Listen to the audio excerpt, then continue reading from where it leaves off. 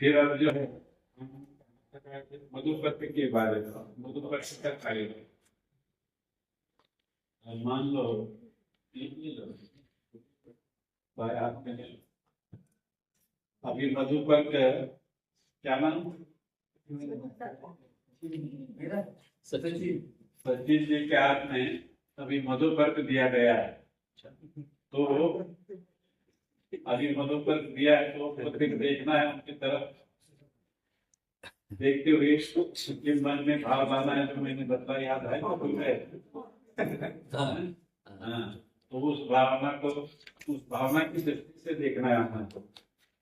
ये मधुपर्क तो जैसे मधुर है, वैसे मेरा जीवन भी मधुर बने, ऐसी कृपा तू मुझ पर कर। तो क्या क्या मधुर होना चाहिए उस गीत में भी आया है, वो पूरा अभी मंत्रों का भाव उसमें है।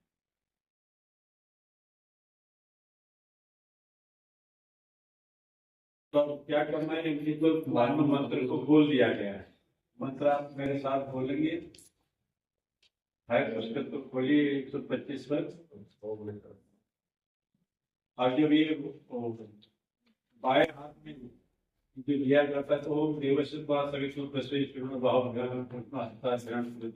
इस बार बोल करके बाएं हाथ में लेना है।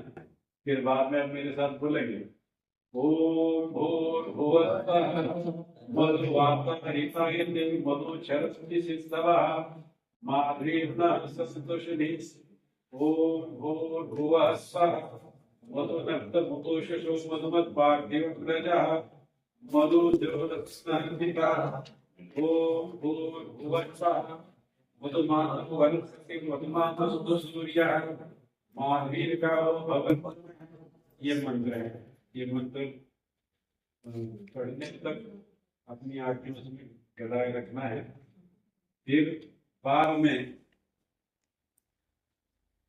ओम नमः शिवाय करने आगे ऐसा कह करके ये जो मधुपर्क है उसको ये अंगुलियां उसमें डुबा करके उसको घुमाना जाए, ताकि जैसे घी है, शहद है, उसमें दही है, तो एक हो जाए, एक दूसरे में मिल जाए। ये एक दृष्टिकोण है। और दूसरा दृष्टिकोण ये है कि कहीं मान लो कचरा है, कहीं कंकर है, वो भी हाथ घुमाने में कुछ पता लग जाता है। तो ऐसी वस्तु भी हमारे पेट में न जाए जो अखाद्य है, हानिकारक है। तो ये दो उद्देश्य उसके पीछे है, तो उसको मिलाना है। और इसके पश्चात चारों दिशाओं को इसके छींटे देने हैं। अब इसके पीछे इनको एक सीख दी जाती है कि अब ये दोनों भी ब्रह्मचर्य आश्रम को लांग करके गृहस्थाश्रम में प्रवेश कर रहे हैं। तो गृहस्थाश्रम में और ब्रह्मचर्य आश्रम में एक अंतर है। ब्रह्मचर्य आश्रम में केवल अपनी ही चिंता होती है, भूख लगी घर में खाना खाए निकल आए, बाकी लोग कोई भूखा है क्या, किसी को रोटी बची है क्या, कौन है कुछ पता नहीं है। लेकिन गृहस्थाश्रम में जब प्रवेश करते हैं तो ऐसा नहीं करना है। भोजन करने से पहले हम औरों की चिंता करें, दूसरों को खिलाए, फिर हम खाएं। दूसरों को खिला करके खाता, जो भी खाता है, बचा हुआ खाता है, उसको प्रसाद कहते हैं। और जो प्रसाद सेवन करता है वो व्यक्ति देव बन जाता है। और प्रसाद का अर्थ होता है प्रसन्नता। खिला करके खाने में जो प्रसन्नता है वो अकेले प्रसन्नता नहीं, देख करके खिलाने के बाद ही वो हमारा अन्न पवित्र बन जाता है, प्रसाद बन जाता है। देखिए बड़े मजे की बात है। मान लो कोई पौराणिक व्यक्ति है, घर से हलवा बना करके मंदिर चला जाता है, तो मंदिर जाने तक वो हलवा हलवा ही रहता है। हाँ। लेकिन जैसे मंदिर में जाकर के देवता को प्रसाद नैवेद्य देता है तो बाहर आने के बाद वही हलवा क्या बन जाता है,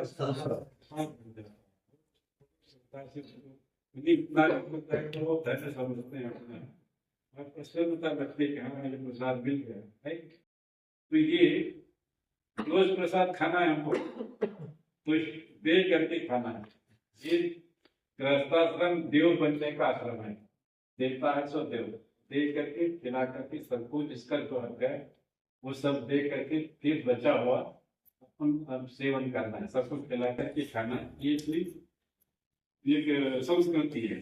जब भी ये पहले तक यहाँ जो भी है अग्नि को चढ़ाया जाता है, अग्नि को दिया जाता है, घर में जब रसोई बनती है वो है ना, तो इस प्रकार से ये शिक्षा आपको दे जा रही है। तो यहाँ चारों दिशाओं में शिक्षा देने का मतलब है, अब जैसे मंत्रों में वसु रुद्र आदित्य वगैरह का नाम है विश्व देव, तो ये जो भी विद्वान लोग हैं, अतिथि लोग हैं, धनी लोग हैं, या गरीब भी है, भिखारी भी है, जो भी है उसको देना है, या घर के भी लोग हैं, बूढ़े हैं, बच्चे हैं, उनको देना है, फिर बाद में आप सेवन करने के अधिकारी बन जाते हैं।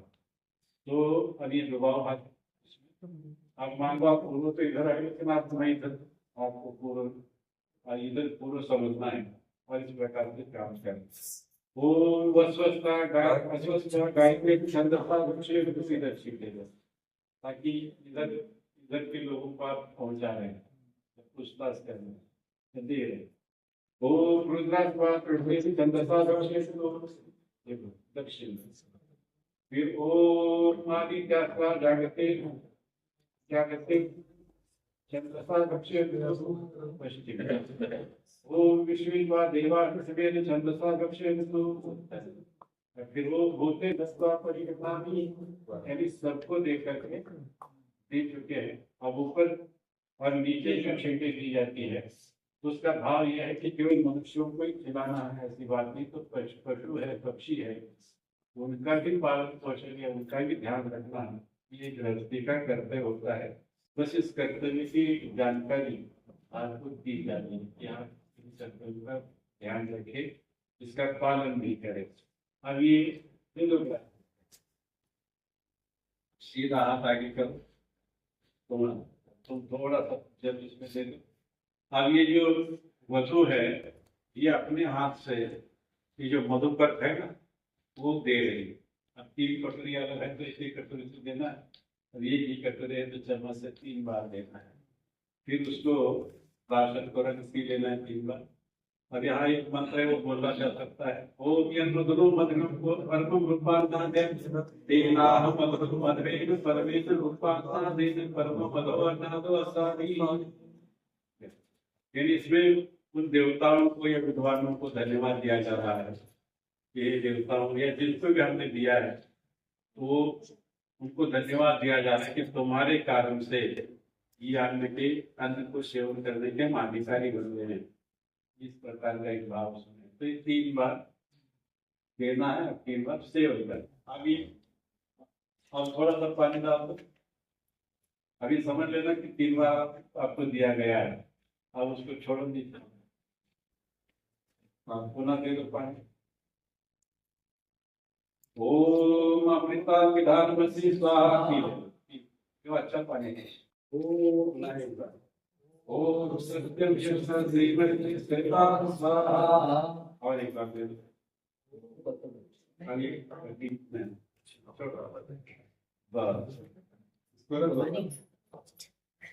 अब यहाँ एक बात और है, हर बात में कोई ना कोई बात है। अब जैसे यहाँ लड़की को समझाना है, ये लड़की को ये समझाया जा रहा है वधु को कि देखो तुम्हारे हाथ से मधुपर्क देने के लिए कहा गया और तुमने इनके हाथ में दे दिया, फिर मधुपर्क लेने के बाद जो गंदा हो गया था हाथ, उसको धोने के लिए पानी तुमने दिया, फिर पीने के लिए भी तुमने दिया। तो यहाँ उसके लिए एक संकेत है कि जब जब भी पति की सेवा करने का प्रसंग आता है तो पत्नी स्वयं प्रस्तुत हो। कितने भी ऐश्वर्य घर में नौकरानियां हो, नौकर हो, चाकर, उनके हाथ से अपने पति की सेवा करना नहीं चाहिए। ये समझाने उसके कर्तव्य को समझाया जा रहा है कि पति की सेवा स्वयं करें, और सेवा ही बहुत बड़ा अलंकार होता है स्त्रियों का। सौंदर्य 1 साल 2 साल 4 साल 10 साल रहेगा, सौंदर्य तो केवल पति की आंखों को तृप्त करता है, लेकिन सेवा पति के हृदय को तृप्त करती है, बराबर। और ये सेवा हमेशा के लिए सीखने वाली बात है, और इस सेवा से ही पति का मन जीता जाता है। पतीला चिमटा तो कैसे उसको जीतेंगे? उस सेवा के आधार पर। सेवा ही सौंदर्य है, सेवा ही अलंकार है। तो ये ध्यान में रखना है। ध्यान तो है ना भाभी, वहां रखा है, उनको हाथ में के पैर में, इससे पति प्रसन्न नहीं होता, ना वो अपने वश में होता है। क्योंकि जो है सेवा के भाव से जीता जा सकता है। और दूसरी बात यह है, अगर समय है तो समझाना कि बहुत बार आजकल महिलाओं में दिमाग में बैठी हुई बात है कि शास्त्रकारों ने विशेष करके महाभारत ने स्त्रियों पर बड़ा अत्याचार किया है, महिलाओं को दुर्यम दर्जा दिया है। घर में भी पुरुष लोग उसको नौकरानी सेविका बना करके रख देते हैं, है कि नहीं? लेकिन शास्त्रों में उसको नौकरानी का स्थान नहीं दिया है घर में, वो तो साम्राज्ञी है कि नहीं? सम्राज्ञी ससुर हो तो ससुर की ससुराल में सम्राज्ञी बन करके रहना है। सम्राज्ञी का अर्थ यह है कि अपने दिव्य गुण कर्मों को प्रकाशित करने वाली। सम्राज्ञी का मतलब सास ससुर की मालकिन बनना नहीं। तो अपने गुणों को उजागर करना है, कौशल्य के साथ उजागर करना है, और उनके मन को, परिवार वालों के मन को भी जीतना है। ये उसका मुख्य है। तो ये प्रेम का प्रकटीकरण है सेवा, नौकरानी बोल करके नहीं है। ये तो हम ठीक होंगे ऐसा नहीं है। अब हम छोटे थे, माता पिता ने हमारा क्या क्या नहीं किया, तो नौकर थे क्या, नौकर के रूप में किया क्या? नहीं। प्रेम के वशीभूत होकर के हम, हमारा सब नहाना धोना जो भी कुछ करना है उन्होंने किया है। तो इसी प्रकार से पति जो है एक अपना मित्र है, एक सच्चा और अच्छा मित्र है, खास मित्र है। और बस सेवा के साथ अगर हम प्रस्तुत हो जाते हैं तो निश्चित रूप से प्रसन्न हो जाता है। बस इतनी ही बात जो है इस माध्यम से हमको ध्यान में रखनी है हमेशा के लिए। फिर इसके बाद जो है गोदान विधि है। तो गाय दान दी जाती है। पहले गाय दान दी जाती थी बछड़े के साथ में, ताकि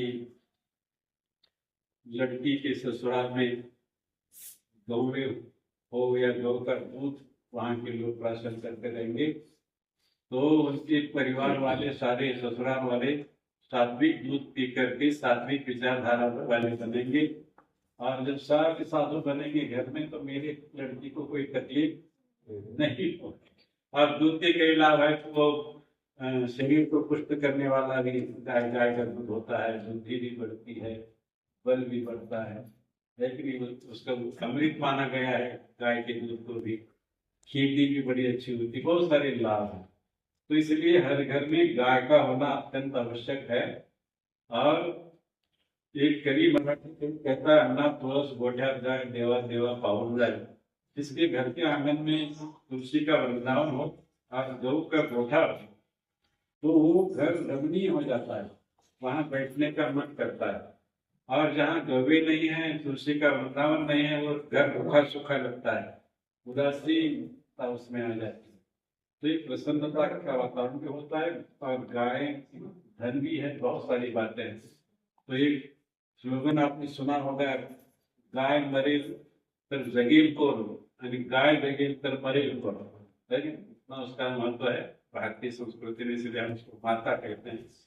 तो हर परिवार, हर गृहस्थी अगर गाय का रक्षण करेगा, गाय का पालन करेगा, तो उसको अच्छा दूध भी मिलेगा, घी भी अच्छा बिना मिलावट का मिलेगा, है कि नहीं? और ये गौ पालन करने की अलग से कोई जरूरत भी नहीं पड़ती। लेकिन आज हमने गौ पालन छोड़ दिया है, तो बहुत सारी बहुत सारी समस्याएं हैं।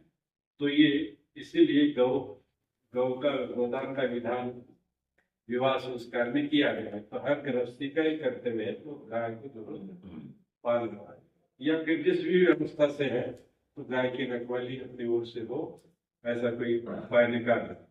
तो ये अब गाय का दान देना है तो कैसे देना है, तो आप उठिए, थोड़ा सा हाथ पकड़ो, तुम उनके हाथ पर हाथ रखो। हाँ, अब ये अब कोई अभी गाय को यहाँ रखे नहीं जाते हैं, लेकिन गाय के लिए भी तो सही ग्रुप ये रखे जाते हैं, तो उसमें प्रतीकात्मक। वो रखना है। अब बोलिए हाथ लगाइए। चलो हाथ चॉकलेट का हाथ लाओ, हाथ लाओ। मना ओम जब दान देने वाला बोलेगा ऐसे बोल सकते हैं। बोलिए ओम गौ गौ गौ गौ गौ गौ प्रतिक्रियता प्रतिक्रियता आपको बोलना है ओम प्रतिगृहणादि। ठीक है, सब फिर हाथ में छोड़ देना है और उसको आप रखना है और फिर गाय लेना उसको।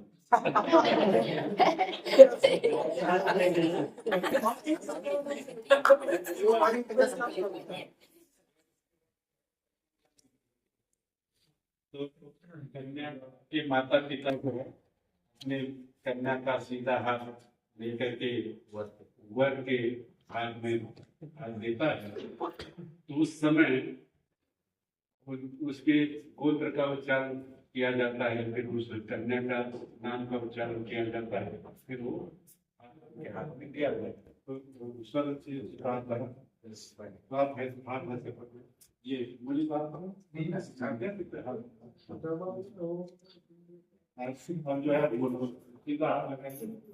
आप बोलिए ओम ओम अब गोत्र तो हम बोलेंगे नहीं, केवल नाम बोले। क्या बेटा? शिवानी शिवानी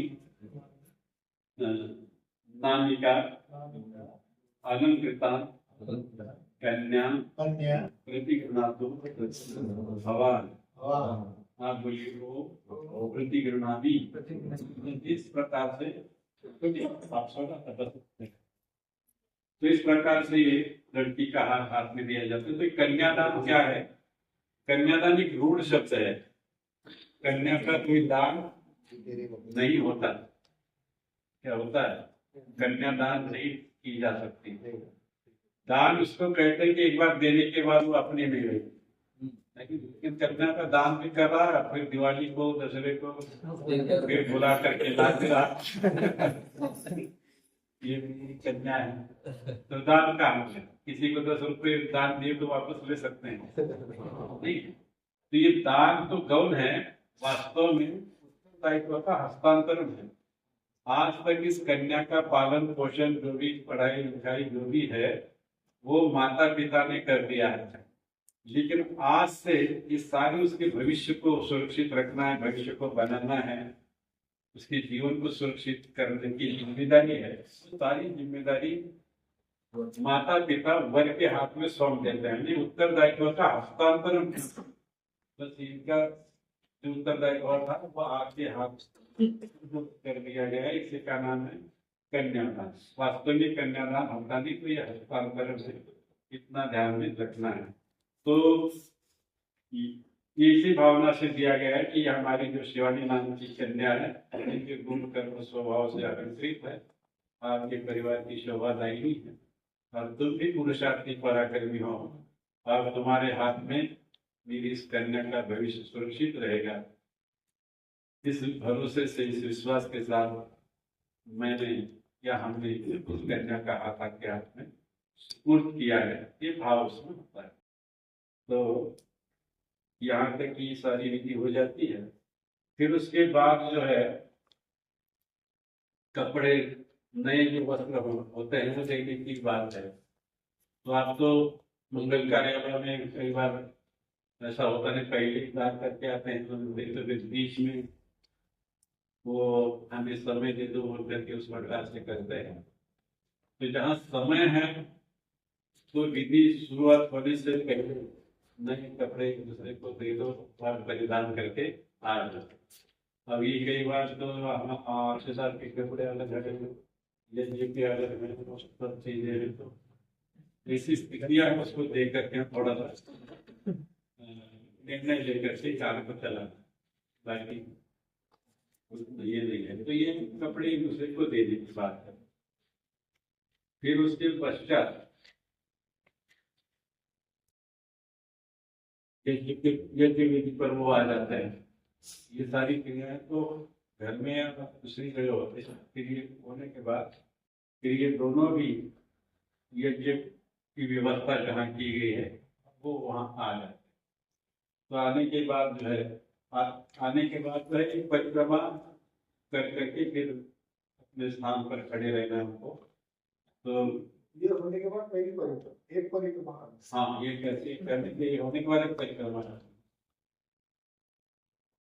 या फिर कभी कभी मधुपर्क मान लो यहाँ चलता है, केवल इतना करके परिक्रमा करके बिठाना है। फिर यहाँ मधुपर्क कन्यादान होटल फिर बैठे बैठे यहाँ कर सकते हैं, उधर साइड में कहीं वाचन करता है तो वहाँ कर सकते हैं। आप दोनों उठ करके खड़े हो जाओ। अब अगला मंत्र आप देखिए या मेरे साथ आप बोलेंगे, बोलिए। तुम हाथ जोड़ करके खड़े हो जाओ या एक दूसरे बोलिए। ओम समंजन्तु विश्वे देवाः समापो हृदयानि सं मातरिश्वा संघाता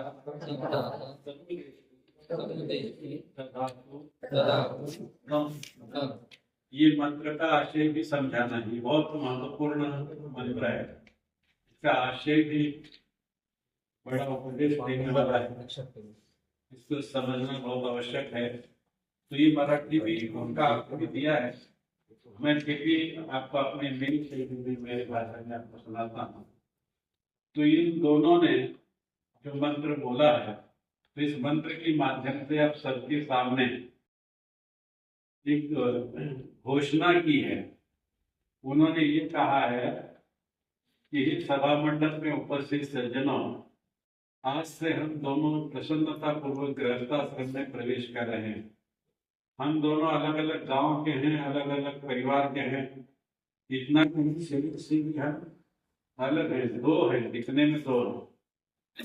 फिर भी आज हम ये घोषणा करते हैं कि आज से हम दोनों एक दूसरे को ऐसा धारण करेंगे जैसा परमात्मा सृष्टि को धारण करता है। हम एक दूसरे को ऐसा प्रेम करेंगे जैसा वक्ता श्रोता पर प्रेम करता है। हम दोनों एक दूसरे से ऐसे प्रिय बनेंगे एक दूसरे के जैसा प्राण वायु सबको प्रिय होता है। प्राण वायु के बिना कोई जी नहीं सकता, ऐसे हम दोनों एक दूसरे के बिना जी नहीं पाएंगे। इतना अभिन्न हृदय बन करके रहेंगे। ये घोषणा उन्होंने इस मंत्र के माध्यम से की है। ध्यान में आ गया? विवाह में सुने थे भूलना नहीं। तो देखो यह बहुत महत्वपूर्ण बात है कि हाँ, एक बात और भूल गया कि आज से हमारे दोनों का हृदय पानी के समान शांत और एक रस बना रहेगा।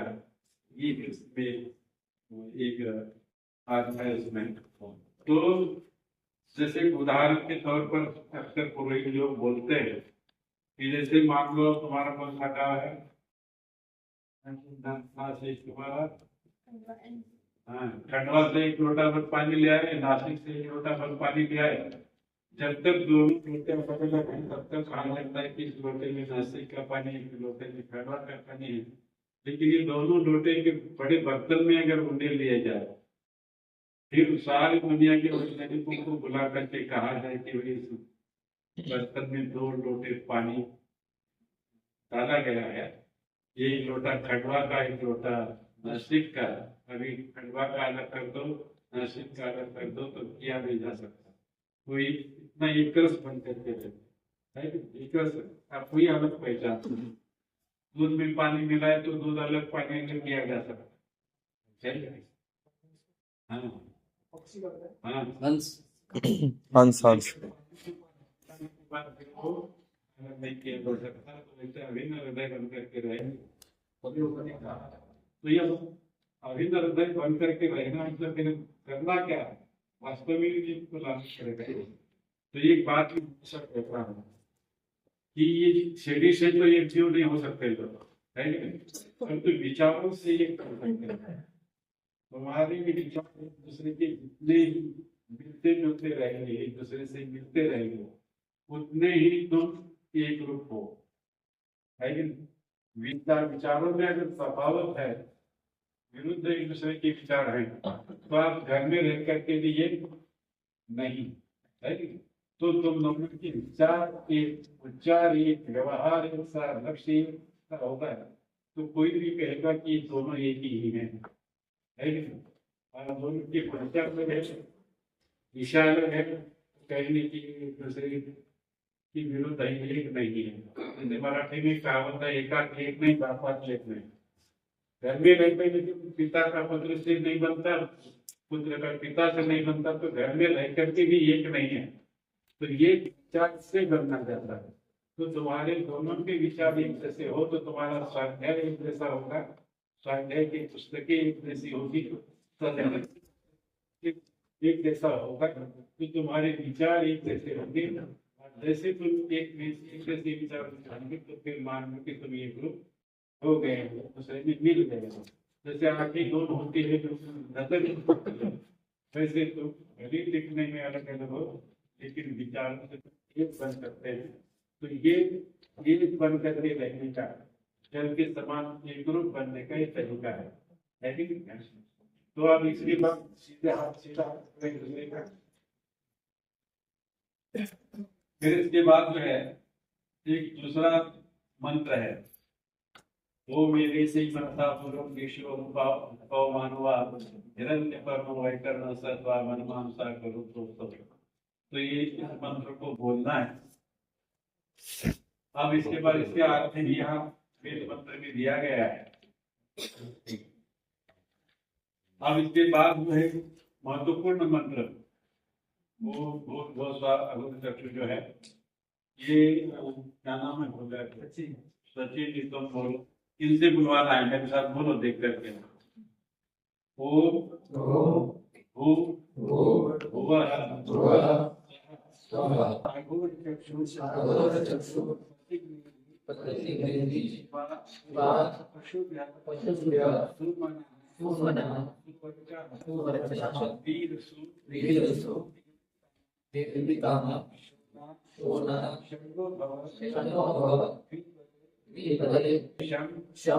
चतुष्पदे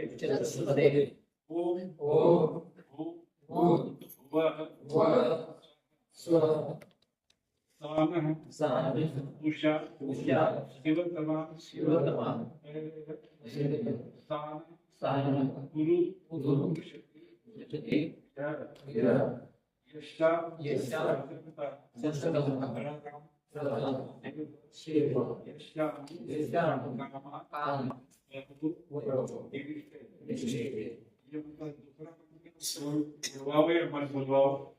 कोई फर्क नहीं पड़ता, लेकिन जो ऊपर वाला जो मंत्र है, पहला मंत्र, वो बहुत ही आशयपूर्ण है, महत्वपूर्ण है। तो इसमें कि पहले मंत्र के माध्यम से पति अपने पत्नी को या वर अपने वधु को कहता है कि हे देवी, हम दोनों ने भी सबके सामने घोषित किया कि हम एक विचार से, एक दिल से रहेंगे, मिलजुल करके रहेंगे। तो इसमें वास्तव में ये सब चीजें लाने के लिए कुछ और बातें करनी पड़ेगी। तो उसमें उन्होंने कहा है, वर ने कहा कि तू मेरे तरफ अघोर चक्षु यानी तिरस्कार की दृष्टि से मत देखना, बल्कि स्नेह दृष्टि से देखना। कैसे देखना? प्यार से देखना, तिरस्कार की नजर से पति की ओर कभी नहीं देखना है। फिर वो दूसरी बात यह कि तुम ऐसा व्यवहार मत करना कि जिससे मेरी हिंसा हो, मेरा अपमान हो, मुझे दुख मिले, है ना। और प्रतिग्नि शब्द है वो, प्रतिग्नि का मतलब है पति की हिंसा करने वाली, और प्रतिग्नि का मतलब है हिंसा न करने वाली, प्रेरित करने वाली, है। गर्भाधान संस्कार में भी वो आया है 5 मंत्रों में कि इसमें भी ये कहा गया है कि पत्नी जो है हिंसा न करने वाली हो। तो हिंसा कई प्रकार की होती है, केवल हिंसा बंधन से, तलवार से होती है, ऐसी बात नहीं। हम वाणी से भी बहुत बार लोगों को मारते हैं, पति को उल्टा बोलना, पति के माँ बाप को गाली देना, पति के मन के विरुद्ध चलना, ये भी इस प्रकार की हिंसा है। कई प्रकार की हिंसा है। से भी करते हैं, मन से ही करते हैं। मन से बुरा चाहना ही हिंसा है। किसी का बुरा हम चाहते हैं तो वो भी मन के द्वारा की गई हिंसा मानी गई। तो हिंसा के अनेक प्रकार है। तो हिंसा को अपनाना नहीं, तो अहिंसा तत्व को अपनाना है। जैसे हम संध्या के समय में भी यम नियम को याद किया तो उसमें भी अहिंसा शब्द है। तो अहिंसा अगर बन का तत्व हम पालन करते हैं तो अहिंसा का क्या, अहिंसा किसको कहते हैं? अहिंसा जो है उसका लाभ है मित्रत्व, मैत्री बढ़ती है अहिंसा से, और हिंसा से दुश्मनी बढ़ जाती है ना। तो इसलिए आप दोनों एक दूसरे के मित्र हैं तो कोई किसी की हिंसा न करे। अब ये जरूरी नहीं कि केवल महिलाएं हिंसा करती है, कभी कभी वर्ग भी करता है। हाँ, तो दोनों भी ध्यान में रखना है कि कोई किसी की हिंसा नहीं करेंगे।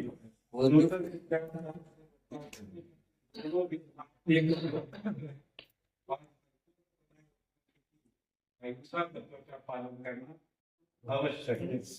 अब तो बोलो बेटा, बोलो शिवानी बोलो। अब ये मंत्र मुझसे बुलवाना है बधू से। ओम प्रणपति 130 पन्ने पर आगे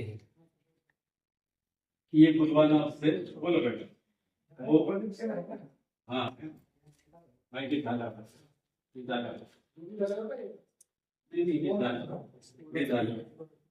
बोल ओम ब्रह्मे पति आना बंधा कल्पता शिवा अनिष्टा